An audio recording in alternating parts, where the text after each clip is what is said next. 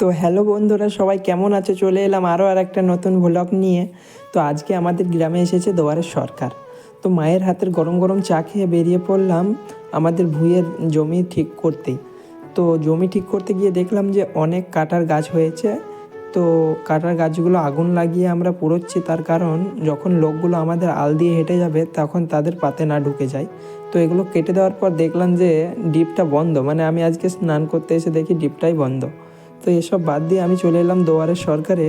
তো দুয়ারের সরকারে এসে দেখি অনেক ভিড়। তো এসে আমি একটু কৃষক বন্ধুর কাজে এসেছিলাম, তো এগুলো সব জমা দেওয়ার পর সামনে গিয়ে দেখি যে লক্ষ্মী ভাণ্ডারের জন্য অনেকজন লাইন দিয়ে আছে। তো দেখে খুব ভালোই লাগলো যে মমতা দিদি আমাদের জন্য এত কিছু করছে।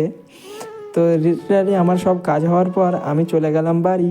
তো আজকের মিনি ব্লগ এখানেই শেষ করছি। তোমাদের যদি ভালো লাগে তো সাবস্ক্রাইব করো, লাইক করো আর ফলো করো। আর আমার ব্লগ কেমন লাগে কমেন্টে অবশ্যই জানাবে।